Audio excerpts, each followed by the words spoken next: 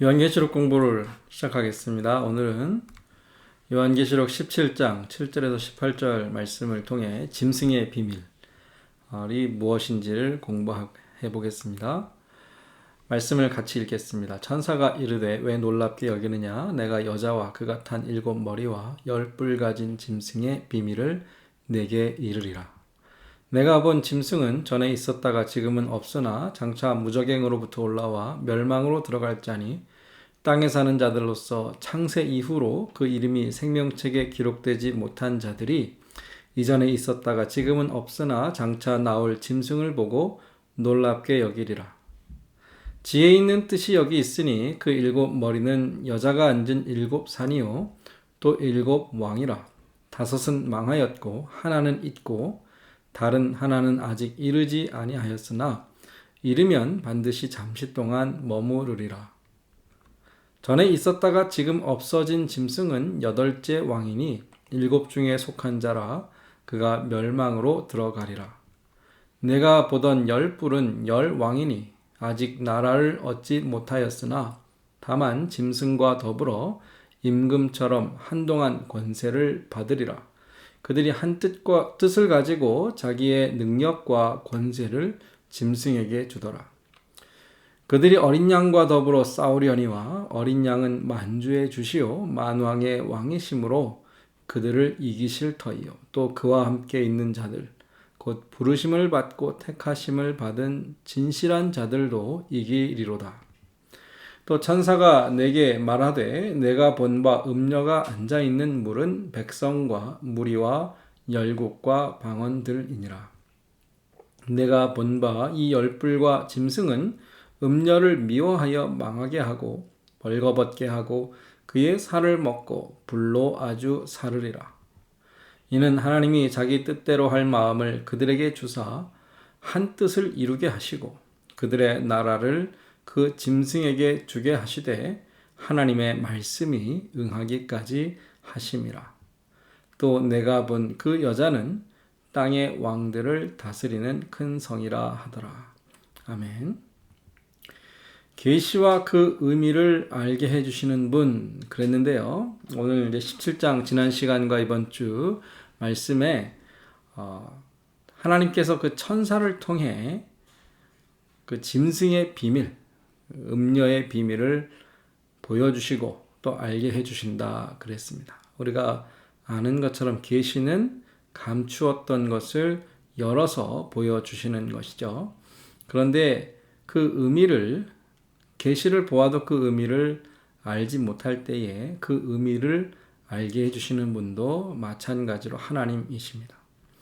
요한계시록을 보면 먼저는 그리스도께서 우리에게 그 계시의 의미를 보여주시는데 계시록 1장 처음이고 마지막이신 그 주님께서 요한에게 본 것과 지금 있는 일과 장차 될 일을 기록하라 말씀하셨고요. 동일한 음성이 4장에 나타나는데 이후에 마땅히 일어날 일들을 보여주시겠다 하셨습니다. 그러니까 이 계시는 예수 그리스도의 계시입니다. 하나님의 그 영원하신 구원의 계획과 뜻을 우리에게 보여주신 그분이 바로 예수님이십니다. 예수님께서 계시이며 또한 그 계시를 보여주시고 깨닫게 해주시는 분이죠. 두 번째로 장로 중 하나가 이런 말씀이 나와요. 7장에 보면 하나님의 보좌 앞에 네 생물과 또 24장로들 하나님의 천군 천사장들로 이해되는 그 장로들 중에 하나가 요한에게 또 우리에게 그 계시의 내용을 설명해 주시는 장면이 나오는데 마찬가지로 하나님의 사자 하나님의 종, 하나님의 일꾼인 천사가 그 계시를 전달해 주는 역할을 하죠. 그리고 천사는 메신저, 그 소식을 전해주는 그러한 자입니다. 천사가 오늘 이제 17장에 오면 여자와 그가 탄 7머리와 10뿔 가진 짐승의 비밀을 내게 요한에게 또 우리에게 이르리라 그렇게 말씀하셨는데요. 17장 뿐 아니라 1장 1절에도 보면 주님께서 그 종들에게 보이시려고 그의 천사를 그 종 요한에게 보내어 알게 하신 것이라 그랬습니다. 여기가 천사가 나오죠. 천사가 주체가 아닙니다. 천사는 도구일 뿐이고 그리스도께서 하나님께서 그 종 천사를 통하여 요한에게 또 우리에게 알게 하신 것입니다. 그래서 이 계시의 전달 과정 또 해석의 과정을 보면 먼저는 하나님, 영원하신 하나님께서 그 숨겨진 뜻과 비밀을 하나님의 아들 예수 그리스도를 통하여 이 땅에 보여주셨습니다. 보이지 않는 하나님의 형상이 바로 예수 그리스도. 말씀이 육신이 되신 분이 예수 그리스도이십니다. 예수님께서 이 땅에 계시고 그 말씀을 전하시고 친히 계시가 되셔서 모든 일을 마치신 이후에 지금도 동일하게 중보자가 되셔서 천사를 통하여 하나님의 종들에게 또 우리에게 말씀을 전해 주시는데 그 말씀에 계시를 받은 요한과 같은 사도들이 말씀을 기록했고요.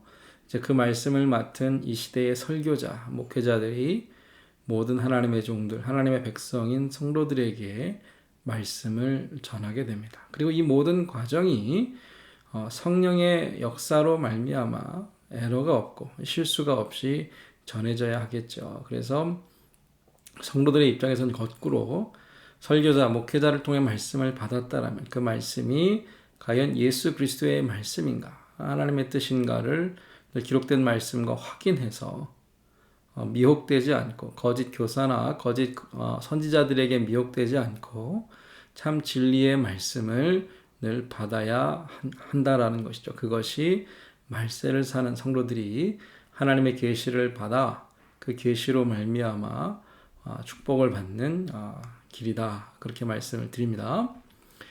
17장, 18장은요, 이제 결말로 향해 나아가고 있습니다. 요한계시록의 결말이 무엇입니까?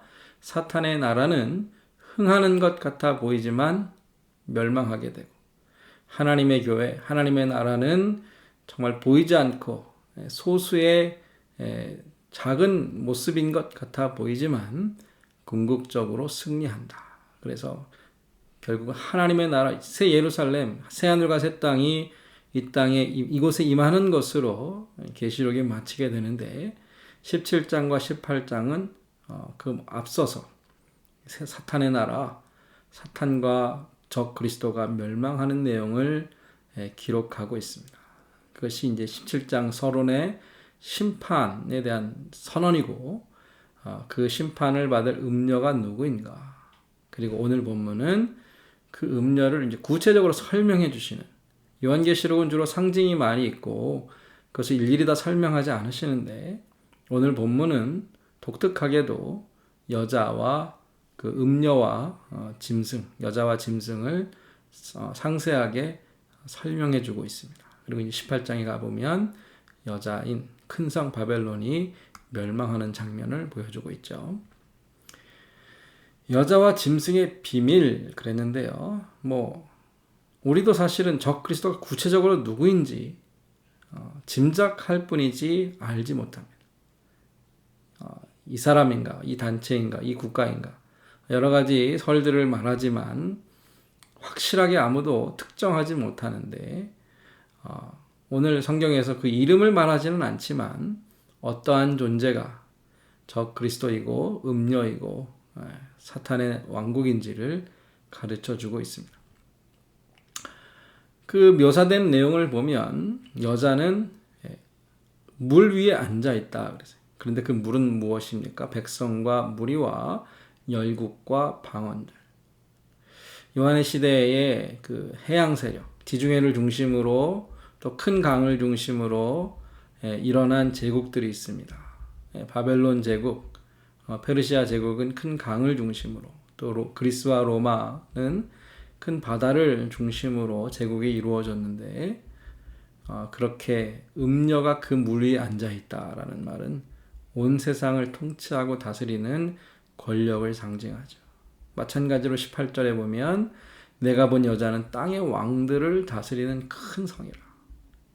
로마도 그렇고 바벨론도 그렇고 하나의 큰 도시이죠. 그런데 그 도시는 모든 왕들을 좌지우지하는, 말 그대로 사탄의 왕좌가 있는 곳이었습니다.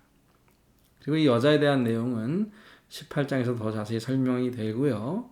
오늘 17장에는 짐승에 대한 말씀이 더 많이 나오고 있습니다. 그렇게 여자와 짐승이 누구인가를 설명해 주지만 그 강조점이 어디 있는가? 결말에 있습니다. 그 큰 성, 그 거대한 제국, 그 막강한 힘, 권세가 결국은 한순간에 추락하고 멸망하는 그 결말을 보여줌으로 교회가 소망을 갖게 하는 것이죠. 짐승의 정체, 여자와 짐승 그렇게 나와 있는데 여자가 타고 있는 짐승이 무엇인가? 전에 있었고 지금은 없으며 장차 나올 자. 이러한 설명이 여러 차례 나오고 있습니다. 오늘 본문에도 3번에 걸쳐 나오는데요. 특별히 이제 장차 나올 자, 그래서 무저갱으로부터 올라오는 짐승 이렇게 설명하기도 하고 13장에는 바다에서 한 짐승이 나왔다. 그렇게 오늘 본문에도 무저갱으로부터 한 짐승이 올라왔다. 전에 있었습니다. 그런데 지금은 없어요. 그래서 장차 또 나올 것이다. 있다가도 없고 없다가도 있는. 우리가 잘 알지 못할 때에 우리를 사로잡으려고 숨어서 우리를 노리고 있는 그러한 짐승, 그런 이미지가 떠오르지 않습니까? 사탄이 바로 그러한 존재, 적그리스도가 바로 그러한 존재입니다. 그 모습을 보면 10뿔이 있고 또 7머리가 있어요. 머리가 7이고 뿔이 10이다. 그런데 이미 우리가 이러한 묘사들을 여러 차례 보았습니다. 짐승에 대한 설명을 하면서요. 그리고 그 뿔과 머리는 왕, 권력, 통치자를 상징한다. 그런 말씀을 이미 드렸죠. 그 외에 다른 모습을 또 보면 오늘 본문에는 지난주 본문에는 붉은 빛을 띠고 있다 그랬고 13장에는 표범과 비슷한 모습, 고매발, 사자예요. 사나운 맹수, 삼키고 찢고 죽이고 이렇게 그러한 이미지를 가지고 있어요. 그런데 그러한 존재, 물론 예수님도 사자와 같고 다윗의 사자로 묘사되지만 적그리스도의 다른 점은 무엇이죠? 그 머리에 신성모독. 그 힘과 권세를 가지고 하나님을 섬기는 것이 아니라 하나님을 대항하고 대적하고 하나님을 모독하는 그것이 바로 적그리스도의 모습이죠. 그러니까 세상의 권력과 힘을 우리가 동경할 것이 아니라 그들이 과연 하나님께 충성하는가 아니면 하나님을 대적하는가 그것을 늘 우리는 살펴야 합니다. 이 짐승은 용은 옛뱀, 사탄, 마귀죠. 마귀로부터 권세를 받았고 그 권세를 가지고 성도들을 핍박합니다. 용이 자기의 능력과 보좌와 큰 권세를 그 짐승에게 주었다. 13장에서 우리가 이미 보았습니다. 그 짐승이 신성모독을 말하는 입을 받고 아무나 함부로 하나님을 욕할 수 없습니다. 단지 그것이 허락될 때 가능한데 용으로부터 그 권세를 가지고 42달 동안 이 42달은 3년 반 그래서 두 증인이 또 하나님의 교회가 예수 그리스도를 증거하는 그러한 기간에 핍박이 이루어지고요. 짐승이 두 증인과 더불어 전쟁을 일으켜 이기고 죽였다. 성도들과 싸워 이기고 온 땅을 다스리는 권세를 위임받고 한지 동안 이제 부여되는데 그래서 사실은 무서운 것이죠. 핍박은 결국 가볍게 우리가 생각할 것이 아닙니다. 어렵고 힘든 때가 임하였고 또 임할 것입니다. 더 큰 것은 이제 이 용이 이제 짐승 적그리스도가 상처를 받았다가 회복되는 그런 힘을 줘요. 그래서 죽었다 살아나는 것은 오직 예수님 그 부활은 예수님밖에 없지만 죽은 것 같은데 거의 다 죽게 되었는데 다시 회복이 되고 낫게 되니까 이상한 것은 예수님의 부활 앞에서 사람들이 기뻐하고 또 경배하는 것이 아니라 이 적그리스도가 거의 다 죽게 되었다고 회복된 것을 기뻐하고 그 앞에 놀라고 경배하는 것이 이제 계시록에서 보여주는 말씀이죠. 그래서 온 땅이 놀랍게 여겨 짐승을 따르며 용에게 경배하며 짐승에게 경배하며, 이 놀랍게 여긴다라는 말은 경외감을 가지고 예배의 대상으로 삼는 것입니다. 생명책에 기록되지 못하고 이 땅에 사는 자들은 예수 그리스도가 아니라 짐승, 적 그리스도를 경배하게 됩니다. 오늘 17장 말씀에도 보면 땅에 사는 자들로서 생명책에 기록되지 못한 자들이 짐승을 보고 놀란다. 이 놀란다라는 말이 좋아하고 사랑하고 숭배하고 경이롭게 생각하고, 그러니까 우리가 하나님을 예배하지 않으면 세상의 것을 사랑하고 동경하고 그 앞에 정말 경배할 수밖에 없습니다.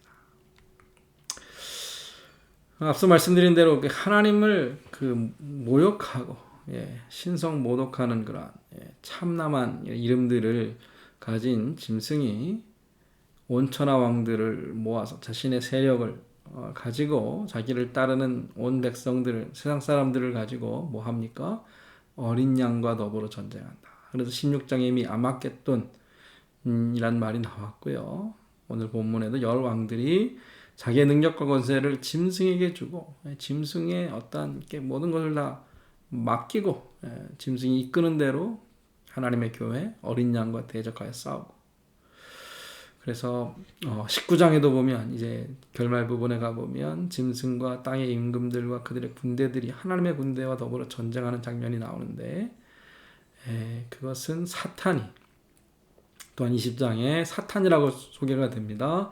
사방 백성을 모아 성로들의 진과 사랑하시는 성을 두르며, 이게 같은 사건을 또 동일한 성격의 어떤 이 일들을 반복해서 말씀하고 있어요. 사탄으로부터 권세를 받은 짐승이, 또 짐승을 따르는 세상의 왕들이 하나님 어린 양의 교회를 핍박하고 더불어 싸우는 모습이 요한계시록에 나와 있는데, 이것이 말세에 일어날 일이지만 그와 같은 일들은 이미 예수님 승천하신 이후부터 지금까지 지금도 일어나고 있는 일들입니다. 교회가 핍박을 받지 않습니까? 성도들이 세상의 권력으로 인하여 고통하고 있지 않습니까? 바로 이러한 이유 때문입니다.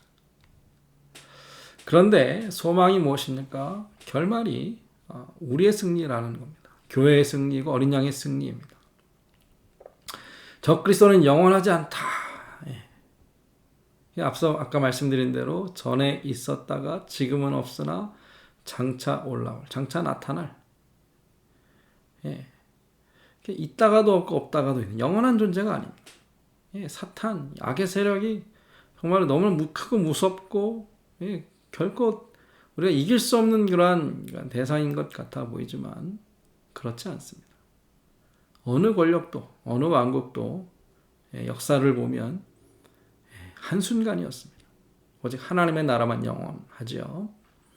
그래서 8절에 2번, 또 11절에 1번, 그래서 영원하지 않다라는 것을 3번에 강조해서 말씀하는데, 이와 반대로 예수 그리스도께서는 이제도 계시고 전에도 계셨고 장차 오실, 안 계신 때가 없고 안 계신 곳이 없고 영원 전부터 영원 후까지 영원까지 계시고 또 우리를 통치하시고 다스리실 유일한 왕의 왕 되신 예수 그리스도, 그 그리스도 앞에 사탄은 무너질 것입니다. 그래서 장차 멸망으로 들어간다라는 말씀이 오늘 2번에 걸쳐서 나오고요. 어린 양께서 승리하신다. 어린 양이 이기신다. 그와 함께 있는 진실한 자들, 우리죠. 성도들이 이긴다. 그래서 그 이기는 과정, 또 멸망하는 과정이 좀 재밌는데, 열불과 짐승은 음료를 따르는, 음료가 그 위에 타고 있는 존재인데 오히려 미워하여 망하게 하고 서로 해하고 대적하는, 이렇게 사탄의 나라는 스스로 무너지게 되어 있습니다. 세상 나라는 스스로 무너지게 되어 있습니다. 하나님께서 하나님의 뜻 안에서 그들을 유황불에, 지옥에, 무저경에 던지실 때가 반드시 있는데, 이것이 19장에 20장에 짐승도 잡히고 거짓 선지자도 잡히고 마귀도 잡히고 그렇게 그들을 물론 따르는 자들도 함께 심판에 던져지겠죠. 어린 양이 승리하신다는 말씀 우리가 반드시 붙잡고 우리가 소망으로 삼아야 할 말씀이죠. 한 가지 더 말씀을 드리면 짐승을 8째 왕으로 소개했습니다. 일곱 머리가 7이라고 그랬는데 짐승이 뭐예요? 일곱 다음에 8째 왕으로 소개가 되는데 먼저 짐승은 반드시 분명히 권세가 있습니다. 다스립니다. 땅을 다스리고 땅에 사는 자들을 다스리고 그래서 요한계시록 우리가 이제 오늘 정리해 가는 과정인데요. 사탄 또 사탄을 따르는 섬기는 적그리스도는 통치자의 모습, 힘, 권력을 가진 자로 표현이 됩니다. 그것이 정치적인 권력이건 경제적인 권력이건 어떤 종교 문화적인 어떤 세력이건 무엇이든 간에 분명히 힘이 있고 그 힘은 겉으로 보기에 교회와 어떤 성도들을 능가할 수 있습니다. 왕이죠. 왕으로 표현되고 있습니다. 그리고 이것이 한 국기적인 한 지역의 왕이 아니라 온 세상을 이제 그 영향 아래에 둘 수 있는 무시무시하고 막강한 권력, 힘을 의미하는데 지금 이 말세라는 것을 우리가 예감할 수 있는 이유는 그 과거의 어떤 역사에서도 보지 못하는 온 지구, 온 세계가 하나고요. 소수의 사람들이 온 세상에 영향력을 미칠 수 있는 그러한 시대로 점점 나아가고 있습니다. 이제 정말 온 세상을, 온 땅을, 모든 왕들을 다스릴 수 있는 적그리스도가 곧 나타날 것이다. 아마 모든 성도님들도 그렇게 공감하실 텐데 그렇기 때문에 더욱더 우리가 말씀에 서고 믿음을 지켜야 하는 그런 이유가 거기에 있는 것이죠. 그러나 여러 번 계속해서 강조하고 있지만 그 권세는 전능한 것도 아니고 무한한 것도 아니고 영원하지 않다. 그래서 오직 땅에 사는 자, 구원받지 못한 자들만이 그 다스림에 순종하고 따를 것이지 하나님께서 택하시고 생명책에 기록되어 믿음을 지키고 예수 그리스도의 증거를 가진 자들은 죽기까지 오직 주님께만 충성할 것입니다. 하나님께서 정하신 때가 되면 그 모든 통치는 사라지게 되죠. 그 8째 그랬는데 7왕 중에 5은 망하였고 하나는 있고 다른 하나는 아직 이르지 않았다. 전에 있었다가 지금 없어진 짐승은 8째 왕이니 7 중에 속한 자라. 8인데 7 중에 속했다. 재밌는 표현이죠. 8이라고 따로 떼어놨지만 결국은 앞서 왔던 그러한 7 왕과 다르지 않고 그 모습과 모양만 바뀌어질 뿐이지 똑같이 결국 하나님을 대적하는 그러한 악한 세력들 그것이 적그리스도입니다. 5은 망했다라는 것은 이미 앞서 그렇게 하나님을 대적하다가 사라졌고 지금 그렇게 또 그러한 일을 하는 적그리스도의 세력이 있고 아직 다른 하나는 아직 이르지 않았다라는 말은 앞으로도 계속 이러한 일들은 반복될 것인데 그래서 주님께서 재림하시기 직전에 정말 성경이 계시록에 예언하고 성경이 예언한 그 멸망에 가증한 것, 온 땅을 핍박하고 괴롭힐 더 안타이 크라이스트, 그 적그리스도 특정된 그런 때가 분명히 올 것이고 이미 가까이 왔다. 그러니까 우리가 깨어 있어야 합니다. 앞으로 일어날 일이지만 또 이미 일어났다라는 어떤 그냥 양면적인 성격을 우리가 기억하고요. 세상 나라가 흥망성쇠를 거듭하는 것처럼 각 시대마다 적그리스도의 모습을 가진 자들이 계속해서 나타났고 그렇게 하나님을 대적하여 교회와 성도들을 핍박하고 미혹하는 일들은 지금 우리에게 이미 일어나고 있습니다. 깨어 있어야 하는 것입니다. 예수님의 재림의 날을 정확히 알 수 없는 것처럼 우리는 적그리스도가 누구인가를 특정할 수 없지만 주님을 날마다 사모하고 주여 어서 오시옵소서 오늘이 그날로 알고 믿음으로 사는 것처럼 같은 신앙으로 십자가의 원수로 행하는 자들을 날마다 경계해야 할 줄로 믿습니다. 예, 오늘 짐승의 비밀 그렇게 이해하시고 우리가 경계하고 멀리하고 믿음으로 싸워야 할 그 적 그리스도, 사탄의 나라, 그 세력의 유혹이 무엇인지 늘 잊지 않고 믿음으로 살아가시는 모든 성도님들 되시기를 바랍니다. 오늘 공부를 마치겠습니다.